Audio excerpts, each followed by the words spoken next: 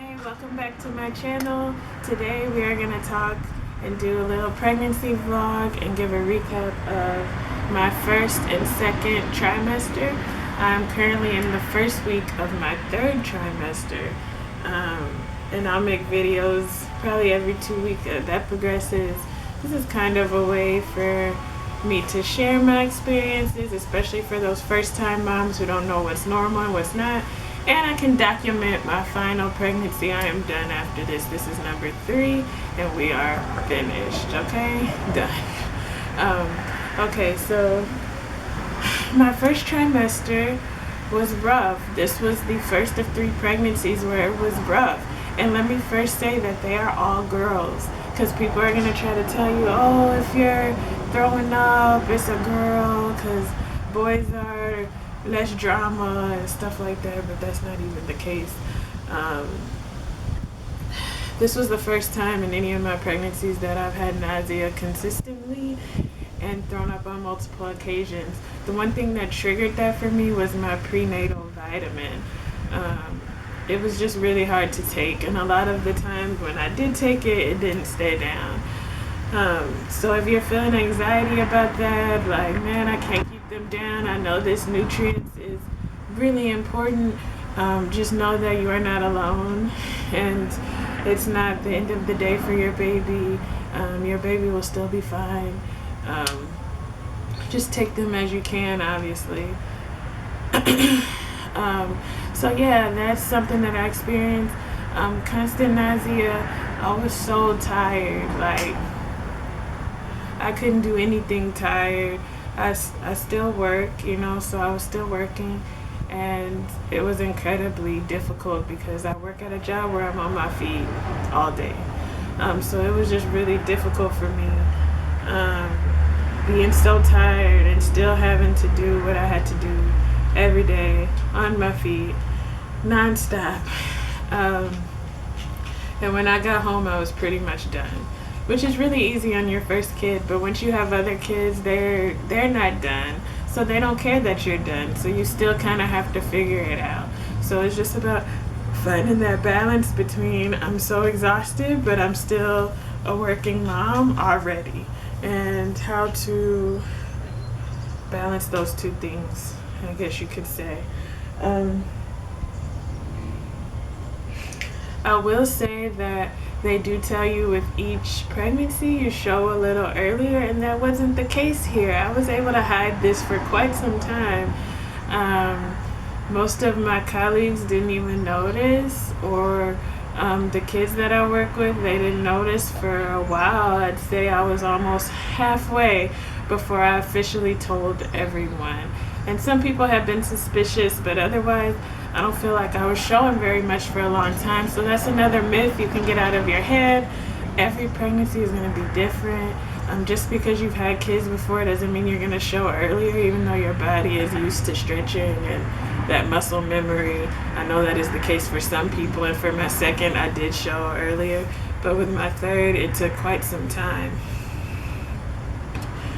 And so that takes us through my first trimester. Those were the highlights of it.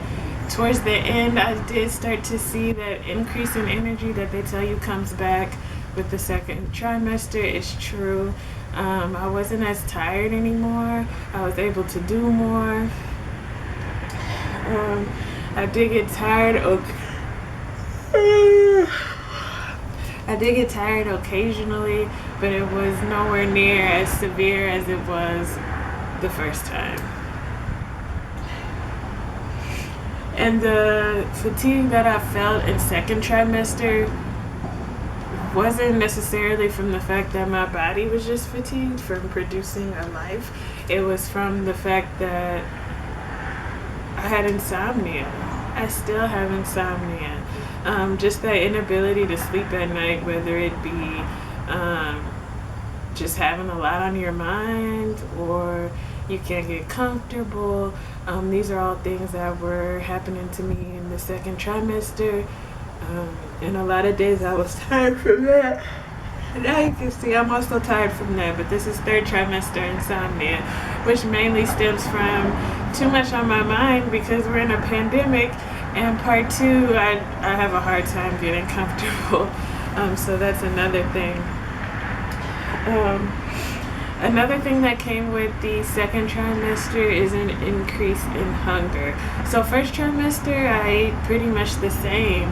And in total, since my last appointment, which was last week, I've only gained about 12 pounds.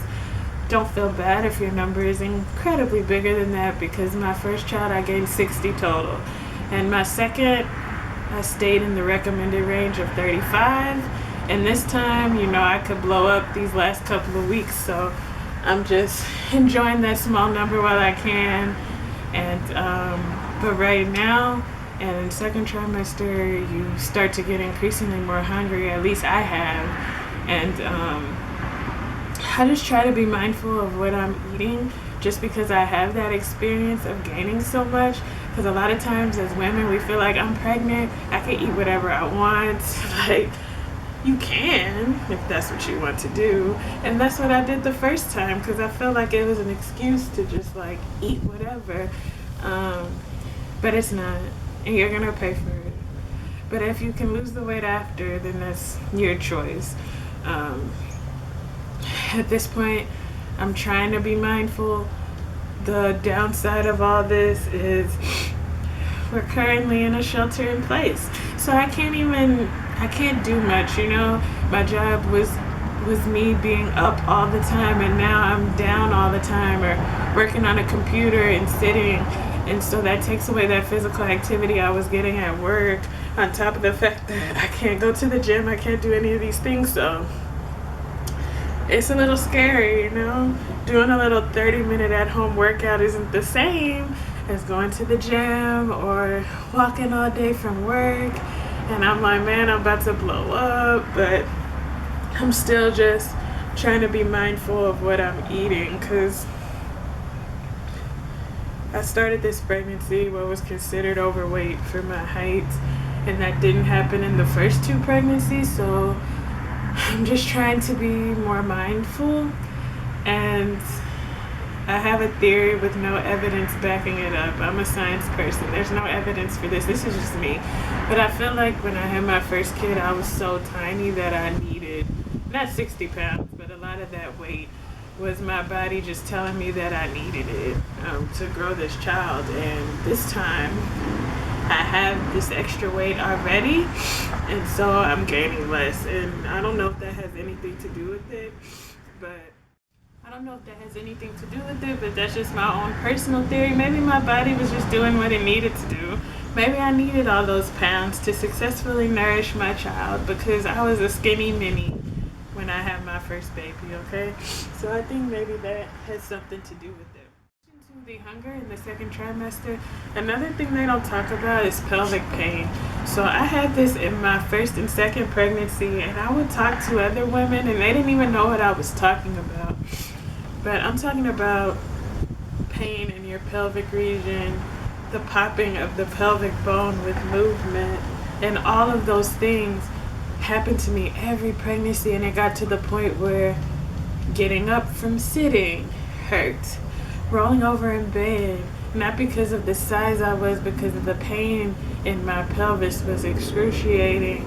And you tell the doctor, and they're like, oh, it's normal, blah, blah, blah. But a lot of women don't have it to this severity.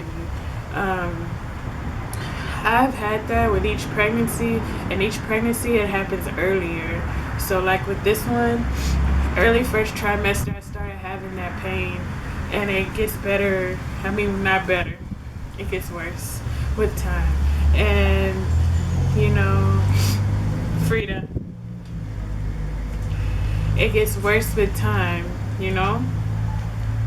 Sorry, my dog is here, and I don't want her to knock the camera over. And so it gets worse with time, and I would say it gets worse and earlier with each subsequent pregnancy, at least in my situation. Maybe for some women they've had it, and then the next time they don't have it, but for me, I've had it every single time. And it gets worse every single time, and I feel like since this is my third and final pregnancy, I'm just trying to roll with it. This is the last time I get to experience this miracle. So I'm just trying to enjoy what it has to offer me, pain and all, okay? But I'm letting you know that if you're feeling this, every woman doesn't feel it, but a lot do, and you are not alone. And I've heard that you can go to a chiropractor and that might help and all those things. And I was going to do that. But then again, as I said, COVID-19, we're not going anywhere, okay? We're dealing with this pain. So I'm just going to have to deal with it at this point. I have about 10 weeks left, 10 to 11 weeks left in this pregnancy. And so I'm just dealing with it, you know? And so I'd say second trimester, those were the main things. So we had the hunger increase, the fatigue, but mostly due to insomnia, and not necessarily the fact that it was hormones that keep you fatigued in the first one. Okay, and then I have that pelvic pain. I like to think as well, though, that pelvic pain, from what my doctor said and research that I've done, so when you get pregnant, your body prepares by releasing the hormone relaxin, right? And that relaxin is allowing your joints to relax so that you are able to push out your child. And so I'm grateful for the fact that I've been able to have those 2 vaginal deliveries, and you know, with minimal issues for the most part. And so I try to look on the bright side of things, like, okay, this is painful, but this is my body working extra hard to make sure that I have the ability to push my baby out at the end. So that's one more positive way to look at it. So that concludes this video. I wanted to talk about how my first and second trimester went, and now that we're here at the end, I'm gonna try to do a video every 2 weeks, and then, you know, my labor video and my labor story when it's all over. And time flies. I'm really excited. You know, we planned this baby and it all worked out for us. So today I am 29 weeks and 3 days. My days change on Fridays, and so I'll show you how my belly looks today at a little over 29 weeks. Alright, so here's my belly at 29 weeks and a couple of days. Definitely showing now. I'm no longer hiding it. But it was nice while it lasted, and I blew up like overnight. Thank you for watching. Please subscribe so that you can get updates when I progress in my pregnancy. And I would like to just keep giving updates and then give updates once baby is here. I'll do a hospital bag video and all those fun things, especially a hospital bag in the times of Corona, because things are changing every day about what you can and cannot bring into the hospital. So again, like and subscribe. Thank you for watching.